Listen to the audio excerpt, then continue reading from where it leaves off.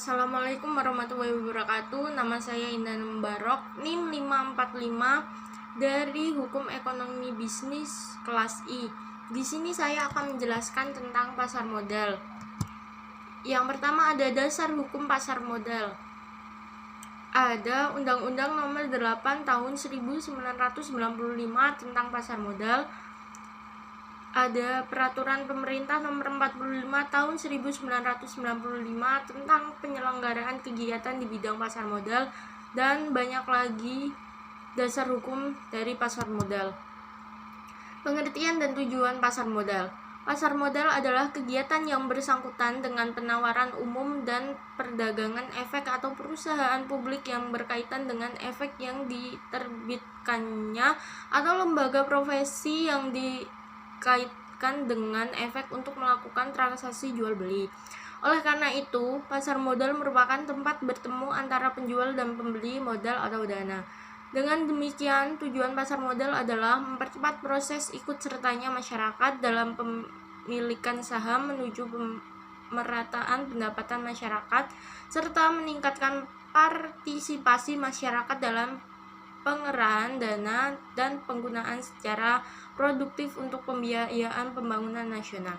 Di dalam pasar modal, barang yang diperdagangkan tidak seperti pada pasar barang seperti baju, sepatu, tas, tetapi barang yang diperdagangkan berupa surat-surat berharga. Surat-surat berharga yang diperjualbelikan di pasar modal disebut instrumen pasar modal. Instrumen di pasar modal dapat digolongkan menjadi 3 kelompok, yaitu saham, obligasi, dan derivatif. Jenis-jenis pasar modal. Menurut Sunaria, ada 4 jenis pasar modal, diantaranya adalah primary market, secondary market, third market, dan fourth market. Pemain utama pasar modal. Disebut pemain utama karena pihak-pihak ini yang paling berperan dalam perdagangan efek. Berikut ini pemain utama dalam bursa efek. Yang pertama ada emiten. Emiten adalah pihak yang melakukan penjualan surat-surat berharga atau melakukan emisi di bursa. Yang kedua ada investor. Investor adalah pemodal yang akan membeli atau menanamkan modalnya di perusahaan yang akan melakukan penjualan surat-surat berharga. Yang ketiga ada penjamin emisi atau underwriter. Penjamin emisi merupakan lembaga yang menjamin terjualnya saham atau obligasi sampai batas waktu tertentu. Perantara perdagangan efek atau pialang. Pialang merupakan perantara atau antara penjual dengan pembeli surat-surat berharga. Yang kelima ada manajer investasi. Manajer investasi adalah pihak yang kegiatan usaha mengelola efek untuk para nasabah. Selanjutnya ada profesi penunjangan dalam pasar modal. Antara lain ada notaris, yaitu pejabat umum yang berwenang membuat akta otentik dan terdaftar di Bapepam.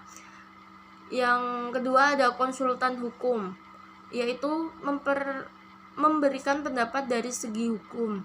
Yang ketiga ada akuntan publik, bertanggung jawab memberikan pendapat terhadap kewajaran laporan keuangan perusahaan yang hendak go publik dan bukan kebenaran atas laporan keuangan. Yang keempat ada perusahaan penilai, adalah pihak yang melakukan kegiatan penilaian kekayaan yang dimiliki oleh perusahaan yang hendak go publik. Selanjutnya ada larangan dalam pasar modal, yaitu penipuan dan manipulasi dalam kegiatan perdagangan efek. Setiap pihak dilarang secara langsung maupun tidak langsung, antara lain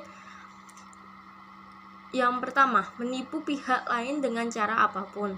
Yang kedua, membuat pernyataan tidak benar mengenai fakta material atau tidak mengungkapkan fakta yang material.